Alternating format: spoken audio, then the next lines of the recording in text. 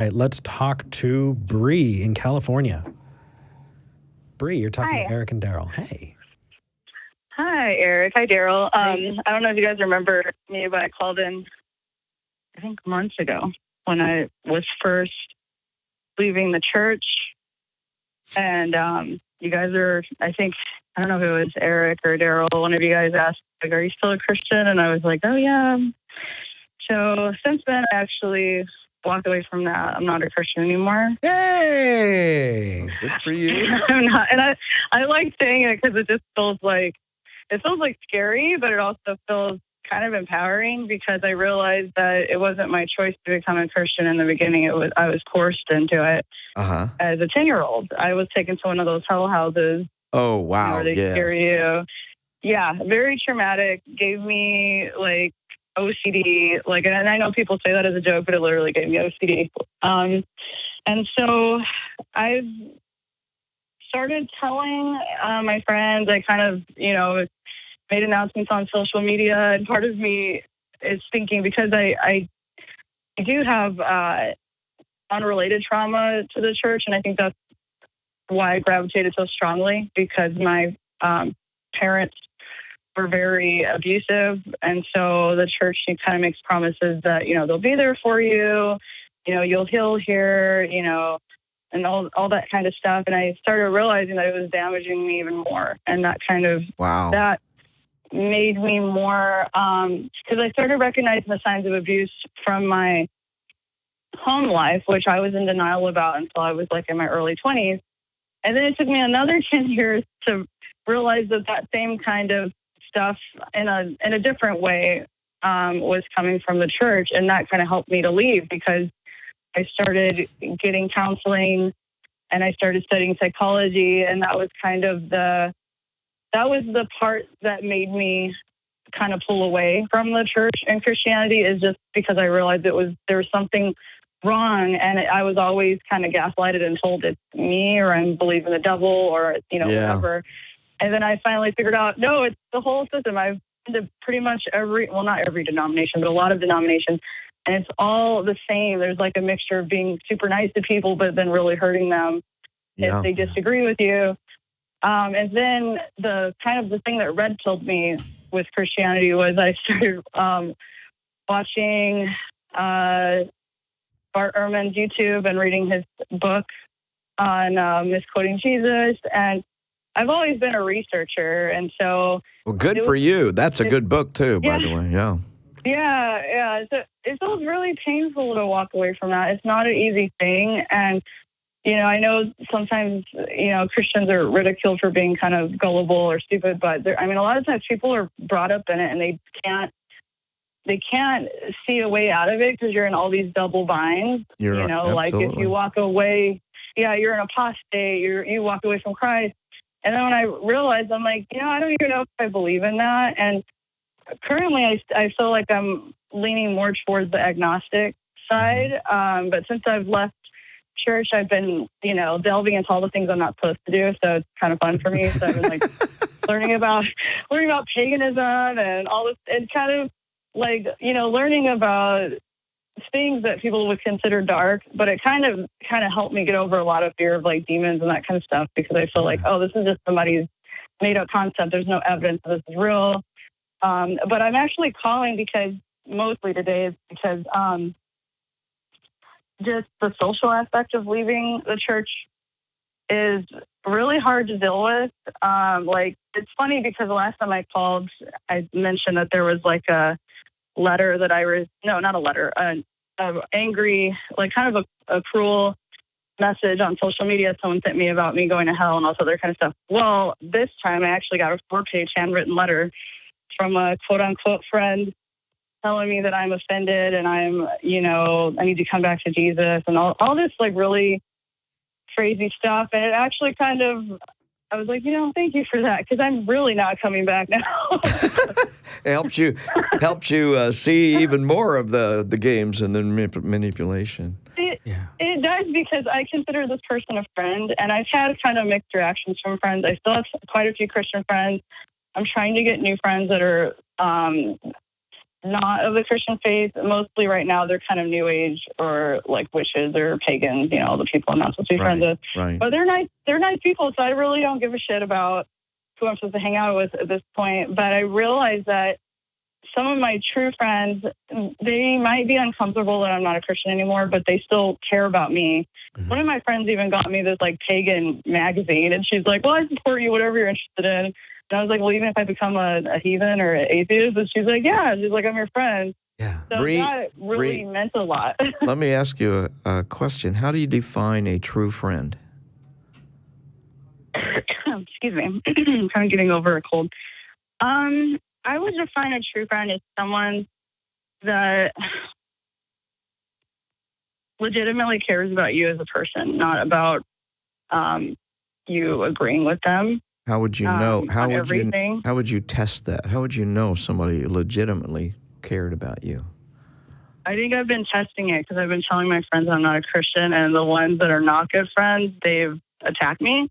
And the ones that are really my friends, like one of my friends, she cried. She's kind of like a mom figure, and she really does love me. Like she, you know, some of her children aren't Christian, so she's not, you know, okay. Not like she was born yesterday.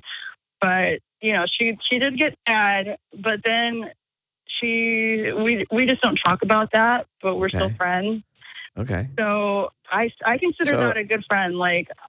So a true Christian is someone who demonstrates in no uncertain terms that they care for you, and then and they find a way to maintain the relationship despite differences. Yeah. A true friend. A true friend. That is the opposite of many religious friends. Because many religious friends will say, I'm only a true friend with you as long as you agree with me in this one area. And it's kind of like me saying, are you a Kansas City Chiefs fan? Am I what? Are you a Kansas City Chiefs fan, a football team? No, I don't know a lot about football. You don't even know. Well, see, now I'm offended because you don't agree with me on that. Because only the true religion is the Kansas City Chiefs football team. Bad joke. It's a really bad joke, Bree. But that's how silly it often is. But that's where religions go. They say, it's shallow. It's very shallow, and you don't know it until you don't know it until you leave the religion. You don't know who your true friends are. Yeah. And I've seen this so many times. People leave their religion, and I thought they were my true friends. They helped me move into my house. They studied with me in the Bible every day, or every week, or whatever. And now I leave, and they just drop me like a hot potato. Yeah. So it's like this. It does. And I think because I do have some attachment issues because of like how my parents were very abusive and always threatened abandonment. Yes. Okay. It does kind of stir that up a lot. I got like a mental breakdown like months ago, probably around the time I called you, and part of that was the religious stuff. So when I finally I had to go on an antidepressant, and when you're in the church culture, it's like, oh, you just pray or you're sinning or you're this or doing that. And it took 4 years of my therapist to convince me that this is not my fault and that it's not because I'm not spiritual enough. And it finally clicked. Like the thing that helped me, it's kind of funny, but I kind of feel like Zoloft helped me to leave because it settled my nervous system down enough where I could think straight. And then when I started thinking clearly, I was like, bye, bitches, I'm out of here.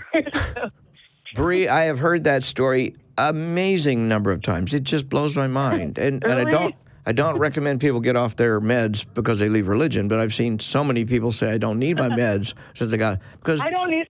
That's true. Yeah. I'm actually decreasing. I don't really need it that much. I'm like, oh, these people are making me depressed. I'm actually fine. Yeah. But no, I'm consulting with my doctor, so I'm not doing anything crazy. How are you doing with your therapist, though? Are you still seeing your therapist? My therapist, now she's more like a humanist. She does have some kind of Christian leanings, but she doesn't try to push it on me. She's just kind of like, she's like, yeah, I don't think you should go to church. And And she actually told me, she's like, because that's part of my OCD is kind of worrying about a lot of spiritual things, like whether I'm going to hell or whatever. Yeah. And I have to remind myself, like, there's no evidence of that, and also, like, get myself out of my head. Good. And so she was saying, she's like, don't focus on, like, defining yourself, like, Christian, non-believer, and all these categories. She's like, focus on doing what you love, like living a life. And she's like, don't sit and ruminate on that stuff constantly. Like, focus on being yourself. That's like the thing she always tells me is like, focus on finding out who you are and what you like. And I feel like I've been released from a prison. It's kind of funny because I'm like, wow, this is backside. This feels really great. How many times have we heard that one before? I feel like I've been released from a prison. Congratulations. Yeah. Good for you. Yeah. Definitely. Yeah, it's great. Like, I haven't even been on, like, lots of dates before, like, last year. And now I'm just, like, I'm really happy that I get to go on dates and I don't have to have these people, like, being busybodies in my romantic life. It's just, like, I get to be myself. Good. So I'm just like, okay, this is great. Go out and live your best life. That's definitely the best thing. I'm going to live my best life, Darrel. Yeah. Good for you. All righty. Okay. Bree, thanks for calling, Bree. Yeah, thank you. Good to talk to you again. Yeah. Yeah, and you know what? She has time. I think I gave you a shout at one point when I was call screening. There was somebody who called who was, I think it was in his early 80s. He was failing health. Mm-hmm. And he had just recently come to the conclusion that there's probably not a God. Right, yeah. And that he lived his entire life as a closeted gay man. Yep. And he was telling me, I lost my chance to find a partner. I lost my chance to live a full life the way that I want to. And there were so many pieces around it. He was asking me, well, because I don't believe, does that mean that I can't have religious friends? Well, some of my friends are Catholic. Well, yes, you can have whatever friends you want, and find people that you have things in common with and share those experiences. We don't want you to be in a bubble. We just want you to have good reasons for the things that you believe. And don't waste your life. Yeah. Explore. Don't waste your life on something your parents taught you. Yeah. I lost a lot of sleep on that call. That person just it hit my heart. I was just wow. Yeah. Wow. It's almost like a virus that gets in people's heads. Almost like the God Virus by Dr. Darrel Ray. Where can people buy your book, Darrel? On Amazon. Yeah. Of course. And I got it as an audiobook.